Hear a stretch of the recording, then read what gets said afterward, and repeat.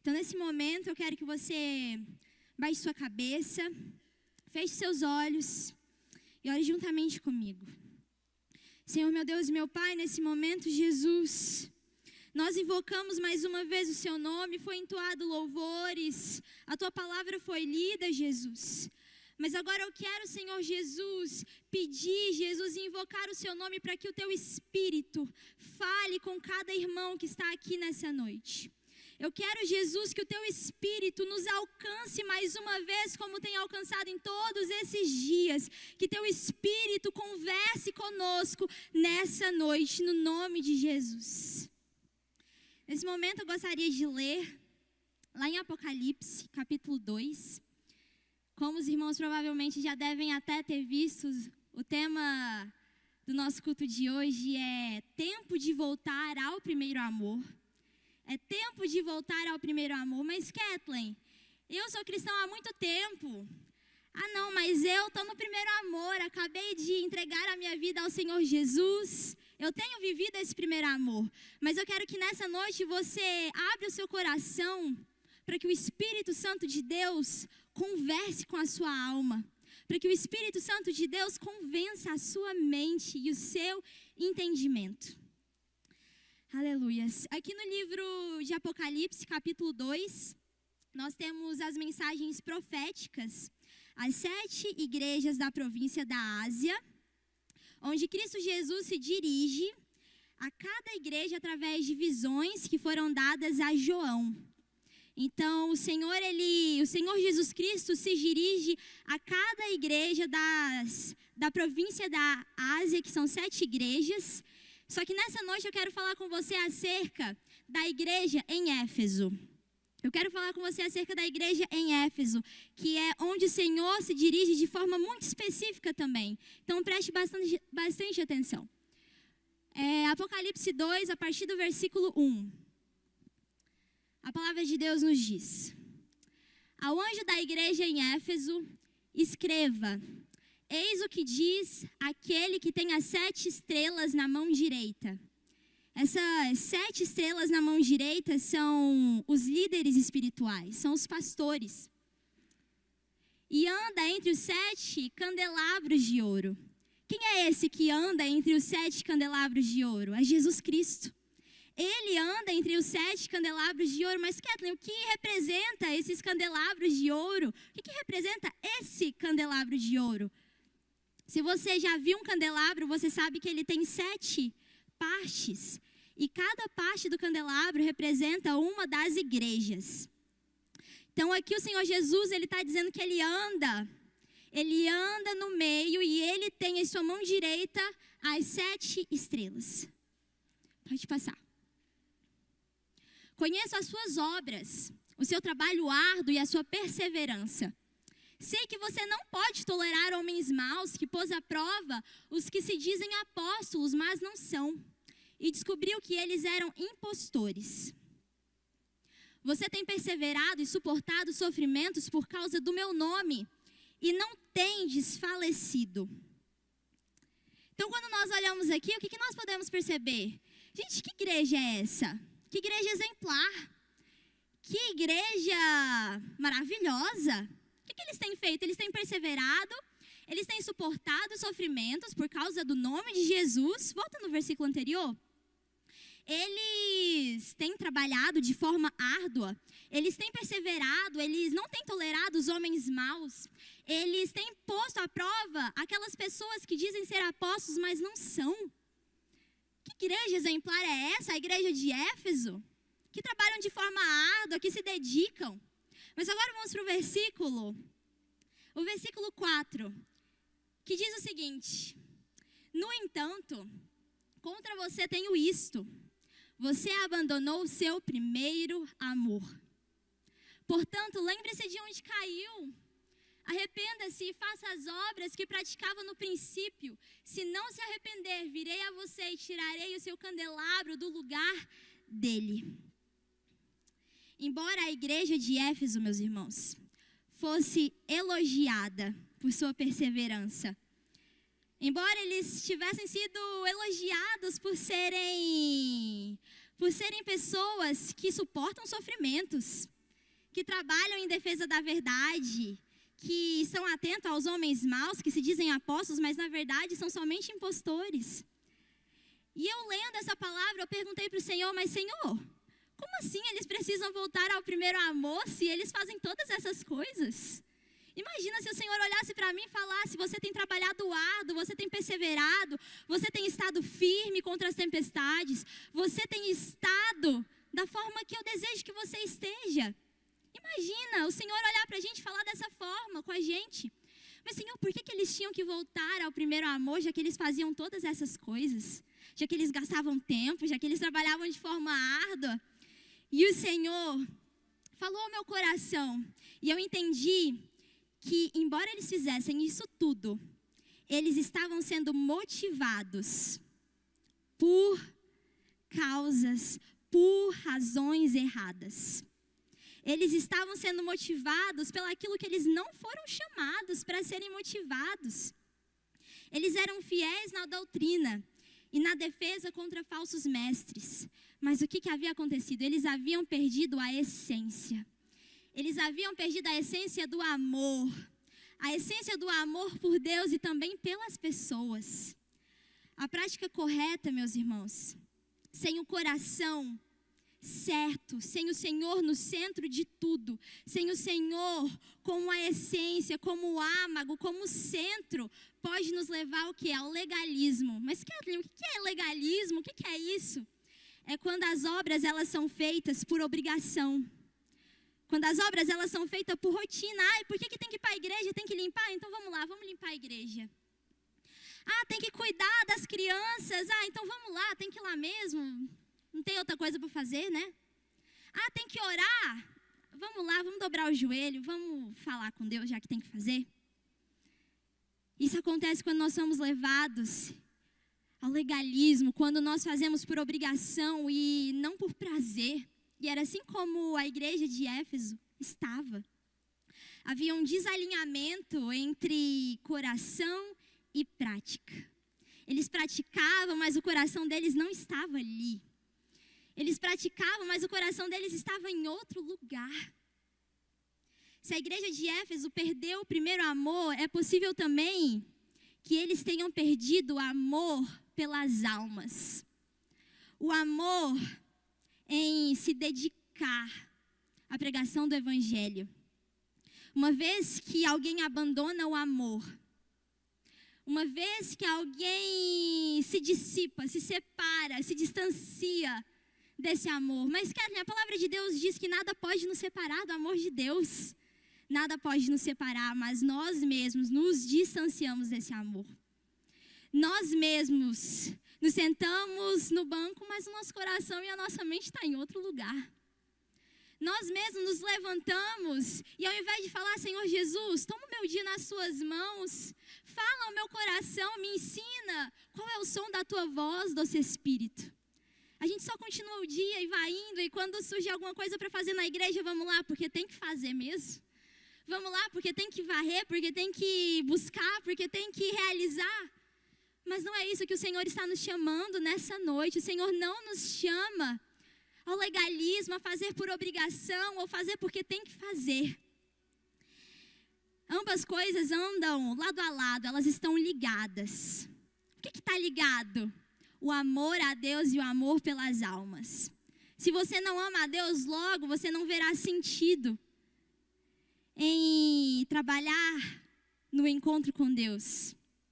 Logo você não verá sentido em se dispor e ajudar o seu irmão. Se nós não amarmos a Deus, logo nós não veremos sentido em partilharmos da mesa e conversarmos uns com os outros. E o Senhor tem falado isso ao meu coração. E quando nós estamos distantes do amor que o Senhor nos convida a vivermos, a vivenciarmos, experimentarmos, como nós poderemos falar desse amor para outras pessoas que estão perecendo, que estão morrendo e que precisam ouvir a palavra de Deus? Jesus, ele demonstrou claramente o seu amor e o seu foco pelo outro.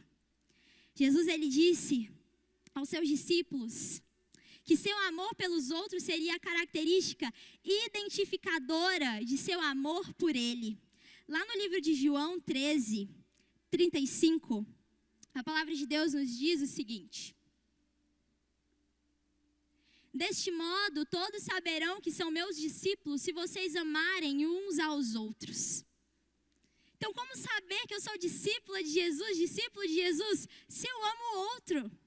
Se eu estou disposta a me dedicar ao outro, se eu estou disposta a abrir a porta da minha casa e conversar com ele e entender o que ele está passando. Se eu estou disposta a fazer como Jesus fez, ter paciência, amar, e isso é tão difícil. É tão difícil nos submetermos a Deus, é tão difícil obedecermos. Mas quando nós temos o Espírito Santo habitando e vivendo em nós, já não é mais eu, já não é mais você que vive, mas Ele que vive em você. Se o Espírito Santo de Deus vive em nós, nós não somos mais movidos pela nossa carne. Se o Espírito Santo de Deus vive em nós, nós não somos mais direcionados a olhar só para o nosso próprio umbigo, meus irmãos. Mas somos direcionados a olhar para o Senhor Jesus. Tudo o que desejamos fazer para o Senhor se torna inútil quando não há amor. Lá em 1 Coríntios, capítulo 13, a palavra de Deus nos diz o seguinte. Aleluias.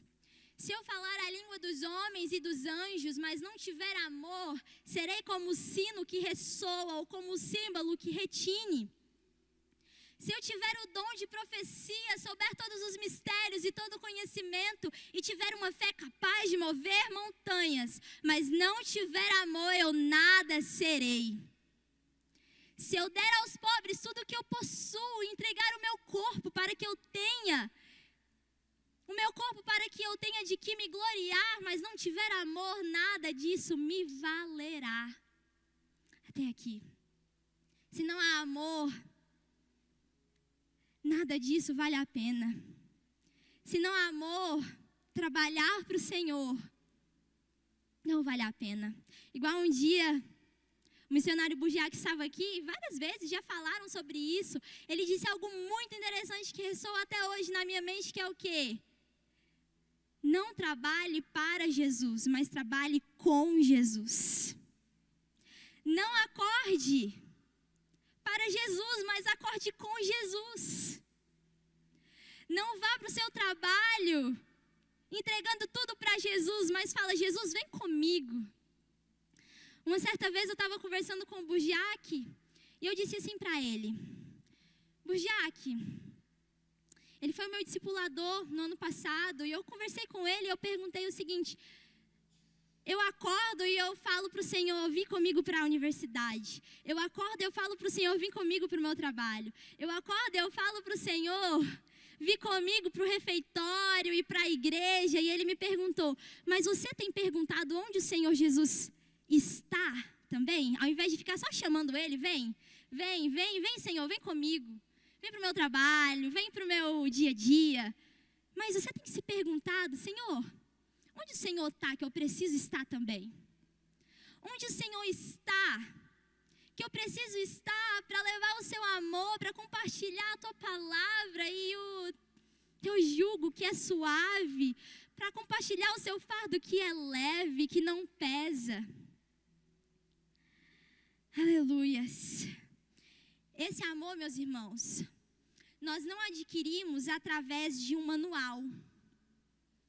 Esse amor nós não adquirimos através das nossas obras, as obras que praticamos. Mas nós só podemos ser cheios desse amor se nós vamos aos pés da cruz.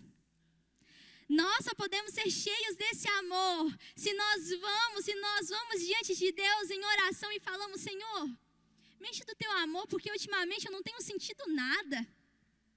Senhor, me enche do teu amor, porque ultimamente eu acordo, eu durmo e eu não tenho encontrado tua presença como eu gostaria.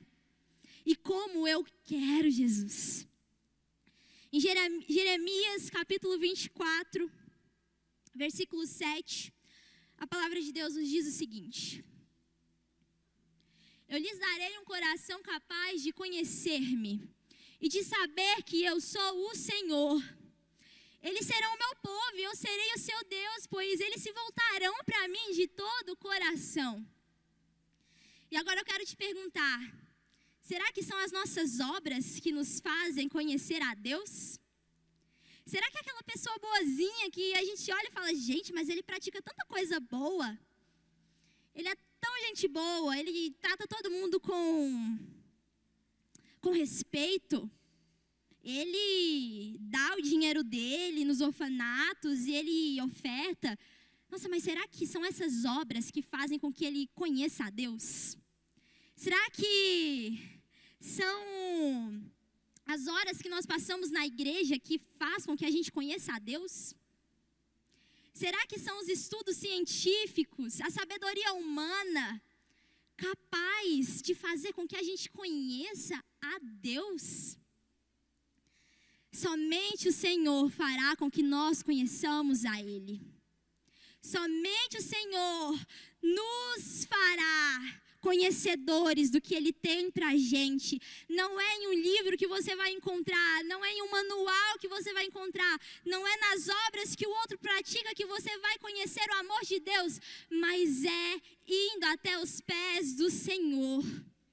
É indo até os pés do Senhor, porque dessa forma Ele fará com que outros conheçam a Ele por meio da sua vida.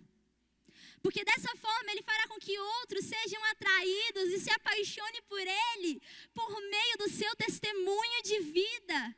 Um testemunho que não é promovido pela sua causa e por você, ou porque você é bom, como algumas pessoas dizem, porque você é o alecrim dourado. Às vezes a gente se coloca muito no centro.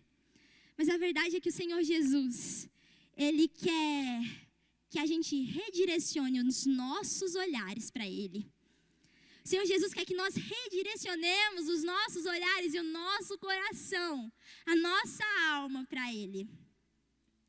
Quando nós falamos de um amor entre um homem e uma mulher, pense acerca do seu cônjuge. Você ama a sua esposa, o seu esposo. Ah, mas Kathleen, eu não sou casada, eu não tenho namorada, eu não tenho noiva, noivo. Pensa em um amor, em uma paixão, aquela paixão que um dia você já teve por alguém. Ah, mas eu não gosto de lembrar disso. Não, mas lembra de uma paixão. Por que a gente se apaixona por alguém? Por que a gente ama alguém? Porque a gente conhece esse alguém. A gente ama uma pessoa porque a gente gosta das características dessa pessoa. A gente ama alguém porque essa pessoa nos trata o quê? Com respeito, com fidelidade. A gente ama alguém porque essa pessoa, ela é amigável conosco. Imagina se alguém fosse extremamente ríspido e bruto, ignorante, o seu cônjuge, a pessoa que um dia você já se apaixonou, ou no futuro mesmo. Imagina se fosse bruto, ignorante, você amaria essa pessoa? Você não amaria essa pessoa. Você não se apaixonaria por essa pessoa. E da mesma forma, não podemos nos apaixonar e conhecer a Deus se nós não o conhecemos verdadeiramente. Não podemos nos apaixonar e amar a Deus se nós não conhecemos a Ele. Lá em Jeremias 9, 23, a palavra de Deus nos diz o seguinte. 9, 23. Assim diz o Senhor, não se glorie o sábio na sua sabedoria, nem o forte na sua força. Ah não, Kathleen, mas eu sou tão forte. Nossa, se você soubesse tudo que eu já passei, todas as coisas que eu já enfrentei, você me aplaudiria. Eu sou tão forte. Eu sou uma mulher tão forte, um homem tão forte, tão decidido, tão decidida. Mas a palavra de Deus nos diz, não se glorie na sua força e nem na sua sabedoria. Nem o forte na sua força e nem o rico na sua riqueza. Mas aquele que se gloriar, glorie-se nisso, em compreender-me e conhecer-me, pois eu sou o Senhor e ajo com lealdade, justiça e retidão sobre a terra, pois é dessas coisas que eu me agrado, declara o Senhor. Glorie-se em me conhecer. Glorie-se em saber o que eu tenho para a sua vida e onde eu quero que você esteja. Glorie-se em me buscar. Glorie-se em saber a minha vontade, diz o Senhor Deus. Lá no livro de 2 Coríntios, capítulo 3, versículo 6, o Senhor nos diz algo muito importante. Ele nos capacitou para sermos ministros de uma nova aliança. Kathleen, mas eu tenho que me gloriar na letra, em saber todos os capítulos da Bíblia e saber o que diz em cada momento? E saber do início ao final e só ler, só isso, somente isso? Não. O Senhor não nos chama para apenas isso. Muitas pessoas, eu já vi muita gente falar, até mesmo pessoas que não servem a Cristo, falar o seguinte: nossa, mas meu irmão, ele já leu a Bíblia todinha, mas ele não vai nem para a igreja. Meu irmão, ele já leu a Bíblia todinha. O meu tio, ele conhece a Bíblia do início ao final, mas ele nunca quis saber de orar comigo. Então, não é somente da letra, não é somente a leitura e que nós devemos nos gloriar. Claro que a leitura vai nos trazer uma visão acerca do Senhor e de quem Ele é. Ela é inegável, é imprescindível que a gente deixe de lado a leitura e a nossa devoção a Deus através da leitura. Mas a Bíblia nos diz que o Senhor nos capacitou para sermos ministros de uma nova aliança, não da letra, não somente da letra, mas do Espírito, porque a letra mata, mas o Espírito vivifica. A letra mata, a letra por si só, você pega ali, você vai interpretando do jeito que você quiser e vai seguir na vida. Mas quando você abre a palavra e fala: Espírito Santo, interpreta isso para mim, me ajuda a interpretar. É aí que nós entendemos que a letra mata, mas o Espírito vivifica. O Espírito nos ensina. O Espírito, ele olha com um olhar de amor e graça para nós e ele entende as nossas incapacidades. Ele entende no que nós somos incapazes e no que nós precisamos aprender, ele entende. Então é isso que o Senhor nos chama nesse momento. Sejam vivificados pelo Espírito Santo de Deus. Quando você for ler a palavra, fale: Senhor, eu não quero ler por mim mesmo, mas eu quero que o Senhor interprete e vivifique a minha alma.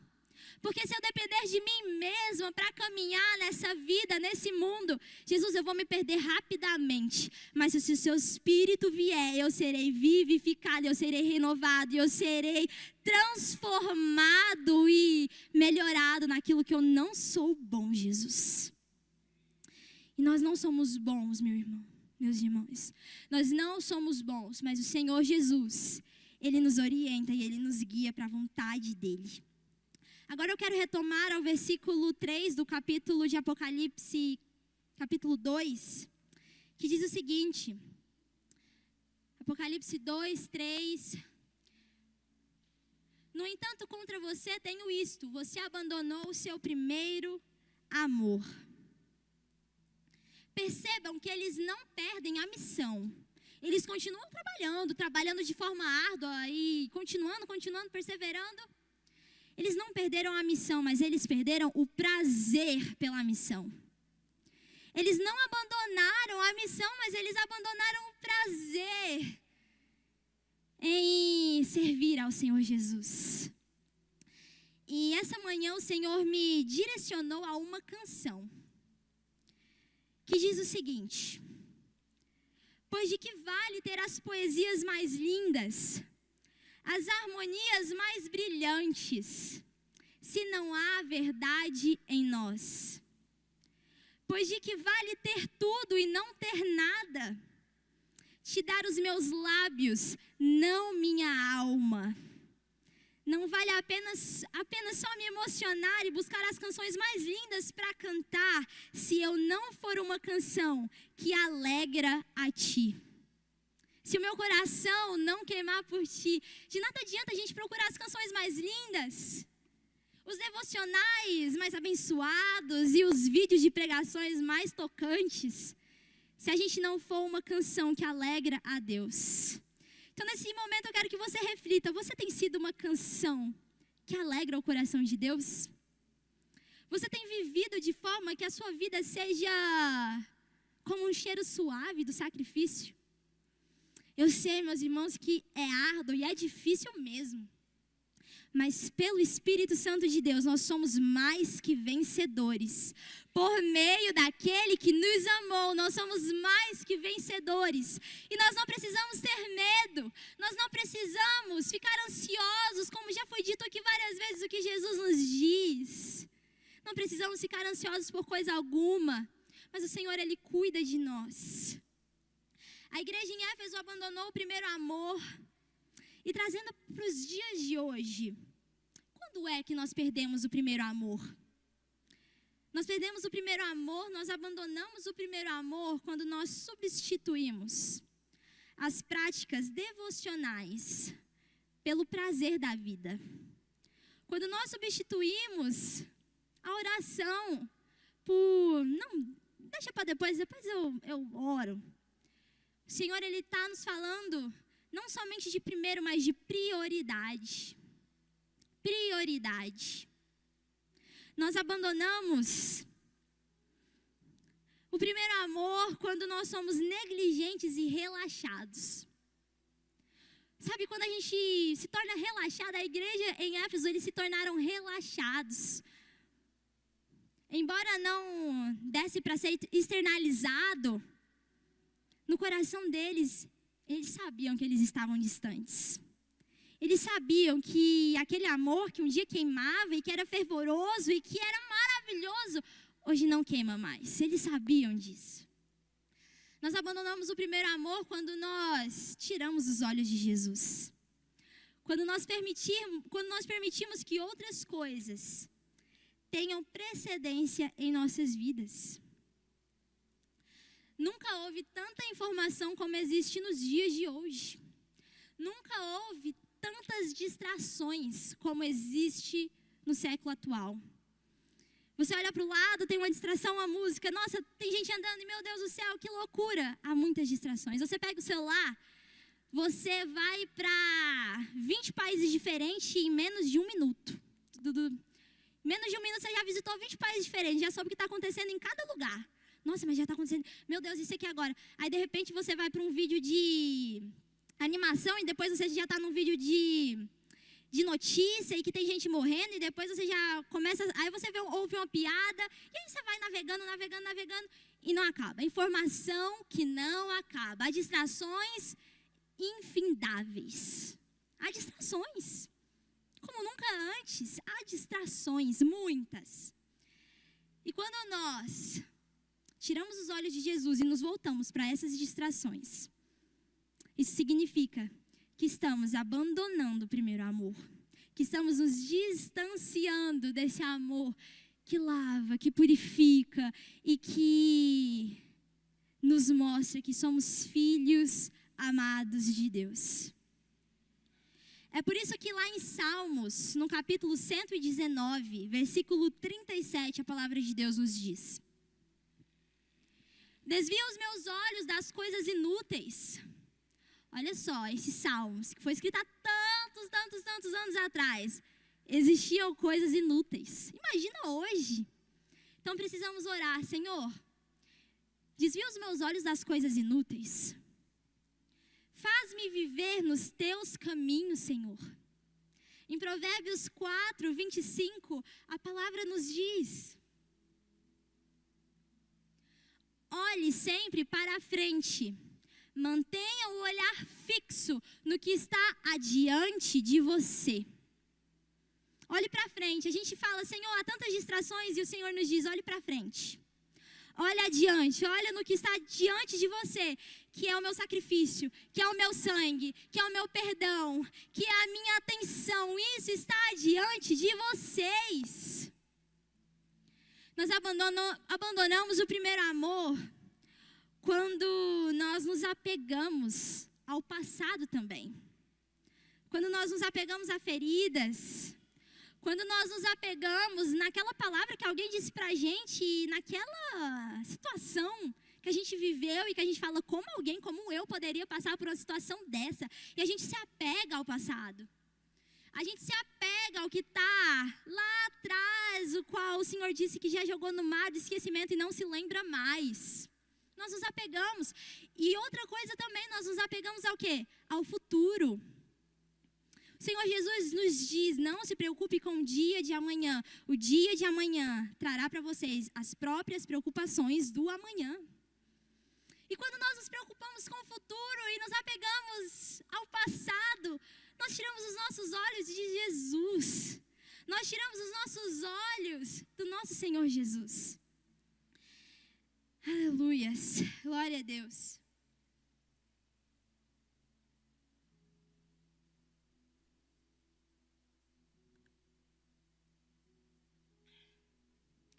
Voltando lá em Apocalipse, capítulo 2, versículo 5, e já partindo para o final dessa palavra. O Senhor Jesus, ele se dirige à igreja em Éfeso dizendo: portanto, lembre-se de onde caiu, arrependa-se e faça as obras que praticava no princípio. Se não se arrepender, virei a você e tirarei o seu candelabro do lugar dele. Aqui Jesus está pedindo que a igreja faça uma autoanálise. Olha só, lembrem-se de onde caiu. Uma autoanálise. Se autoanalisa, onde foi que eu caí? Onde foi que eu deixei de praticar as primeiras obras que o Senhor Jesus me chamou para praticar?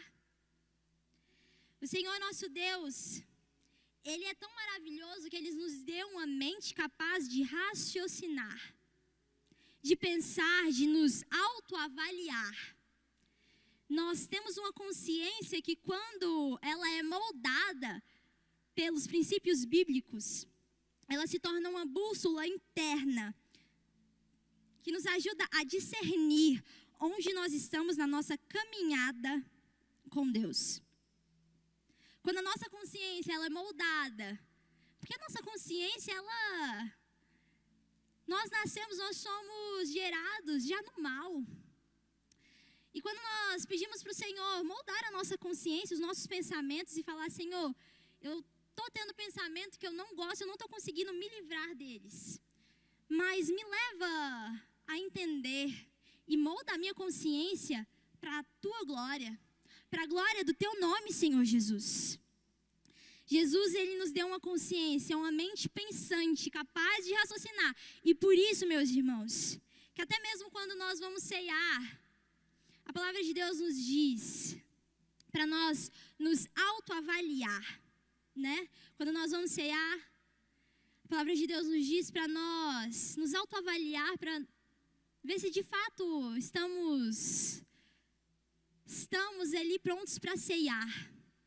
Então, é importante fazer essa autoanálise. E o Senhor Jesus, no ano de 2025, já no início desse ano, Ele nos convida a nos autoanalisar, a refletir sobre as nossas vidas, sobre a nossa consciência, sobre o nosso caminho e como nós temos andado com Ele. Aleluia, glória a Deus. Santo e maravilhoso é o Seu nome, Jesus. Santo e maravilhoso é o Seu nome. E o Senhor Jesus continua advertindo a igreja e diz: a consequência de não se arrepender seria que o candelabro deles fosse tirado do lugar, que a igreja perderia a sua posição como luz e testemunha no mundo, ali em Éfeso. Se vocês não se arrependerem, vocês vão deixar que essa luz se apague e vocês não vão ser mais a luz aqui em Éfeso, que é a minha luz. E como voltar ao primeiro amor? Ok, nós já entendemos tudo isso, o que é abandonar o primeiro amor, o que é praticar as instruções, mas como voltar ao primeiro amor de fato e iniciarmos esse ano com o coração fervendo e com o coração animado em servir a Jesus? É fazer uma autoanálise para sabermos onde nós estamos. Voltar ao primeiro amor é redirecionar os nossos olhos. Voltar ao primeiro amor é se arrepender, é negar a si mesmo. Voltar ao primeiro amor é mudança de hábito. Se antes eu não conversava com Deus, agora eu preciso conversar com Deus e pedir para que Ele transforme o meu coração e preenche meu coração de amor. É voltar a fazer as primeiras obras. Eu posso dizer, por exemplo, para o meu noivo, que eu amo ele, e que ele é minha vida, e que eu sou apaixonada por ele, que ele é muito importante para mim. Mas, se essas palavras não forem transformadas em ações, de nada valerá, para nada servirá. Então também quando nós voltamos ao primeiro amor, nós não só falamos, mas as nossas falas são convertidas em ações para a glória de Deus. Para a glória de Deus. Aleluias. Nós precisamos retornar àquele amor fervoroso e zeloso. E zeloso em servir a Deus. Colocar o Senhor como prioridade no nosso dia. Muitas pessoas são conhecidas por serem bons administradores, empresários, empreendedores. Nossa, aquela pessoa ali é uma pessoa de muito valor, tem muito dinheiro. Nossa, mas aquela pessoa ali administra um negócio como ninguém. Mas aquela pessoa ali, ela nem dorme direito porque ela está trabalhando. Aquela pessoa ali, ela nem estuda, estuda direito, olha. Ela nem se entrega direito para o esposo ou para a esposa, porque tem muitas outras coisas para fazer, e assim por diante. Mas o Senhor Deus, Ele chama cada um de nós essa noite a retornarmos ao primeiro amor por Ele. Há formas de amarmos melhor a Deus. Através do que, Kathleen? Através da oração, do estudo da palavra, a comunicação ela é vital para um relacionamento amoroso. Prepararmos para um culto significativo ao Senhor. Nós não vamos à igreja, mas nós vamos cultuar ao Senhor de todo o nosso coração. O Deus que me criou, que me deu a vida, que me chamou, que me chama de filho. Antes eu estava lá no lamaçal do pecado, mas hoje eu fui perdoado e eu vou lá cultuar o meu Deus. Porque, embora todas as coisas que eu tenha feito, Ele ainda me ama e Ele ainda me chama para ser um ministro dEle. Ele ainda me chama para ser achegado e próximo a Ele. A graça está disponível a nós. A graça está disponível a nós. Jesus, Ele quer que a igreja dEle restaure o relacionamento vibrante que Ele deseja ter com ela. O Senhor, Ele quer restaurar o relacionamento vibrante que Ele deseja ter conosco. E eu quero te fazer uma pergunta nessa noite. Eu gostaria que você levantasse sua mão. Meu Deus, ela já vai falar coisa, eu não vou levantar minha mão, não. Mas calma, é uma pergunta simples. Quantos de vocês já conversou com alguém que transmitia uma paz e uma alegria muito boa? Alguém que você conversava e você falava, eu quero ficar aqui mais algumas horas. Eu não quero ir embora, não. Alguém aqui já aconteceu isso com você? Levanta sua mão. Sim. Alguém que já te transmitiu uma paz, uma alegria? Agora imagine você ser conhecido como aquela pessoa que conversa com alguém e aquela pessoa te reconhece como alguém que transmitiu e que compartilhou um pedaço da eternidade com ela. Imagina você ser reconhecido por alguém, não como, nossa, ele é alegre, ele é mó feliz com a vida, ele é muito leve. Não, mas ser conhecido como aquela pessoa que transmite a eternidade.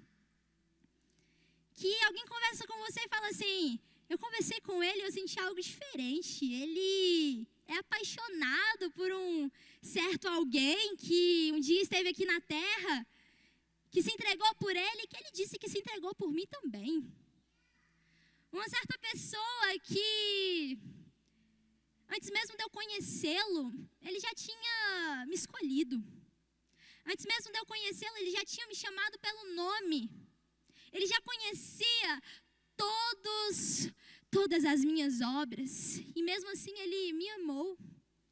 Esse certo alguém que decide me perdoar, mesmo quando nem eu mesmo me perdoo. Esse certo alguém que se entregou por mim, quando eu não mereço. Então, nesse momento, eu gostaria que você se levantasse. Vamos fazer uma breve oração e conversarmos com o Senhor Jesus. Aleluia. O Senhor quer que nós andemos em novidade de vida. Que em 2025 nós sejamos conhecidos como pessoas que andamos em novidade de vida e vivemos um relacionamento vibrante com o Espírito de Deus. Baixe sua cabeça nesse momento. Eu quero orar com você. Senhor, meu Deus e meu Pai, nesse momento, Jesus. Eu oro, Jesus, por cada um dos meus irmãos, membros do teu corpo. Jesus, sem um desses membros, nós não conseguimos executar tudo o que nós precisamos fazer, mas o Senhor é perfeito. E, Senhor Jesus, o Senhor trabalha perfeitamente na vida de cada um desses membros que fazem parte do teu corpo. Jesus, eu peço que a tua presença e o seu amor possa preenchê-los de forma completa, com que eles cheguem a transbordar desse amor nesse ano. Que eles possam transbordar desse amor que é vivo, que é perdoador, que é eficaz, que é leve, o qual tem um jugo suave. Espírito Santo de Deus, venha Jesus tocar no coração de cada um. Eu não os conheço muito bem como o Senhor os conhece perfeitamente. Jesus, nesse momento eu peço que o teu Espírito Santo seja, Jesus, derramado como um bálsamo. Jesus, que o Senhor possa trabalhar no interior dos meus irmãos, que o Senhor possa trabalhar na mente, na consciência e nos levar, Jesus, a ser um sacrifício suave às tuas narinas. No nome de Jesus, Pai. É isso que eu te peço. E desde já eu oro e peço que o Senhor nos acompanhe de volta para casa e durma conosco. Acorde conosco e cuide de nós enquanto nós estamos dormindo, Jesus. Venha ser o nosso amigo. Venha ser o nosso companheiro. Venha ser o nosso paizinho, Jesus, que cuida e sabe das nossas necessidades. Nosso companheiro que entende o que nós precisamos ainda mesmo antes de falarmos. No nome de Jesus.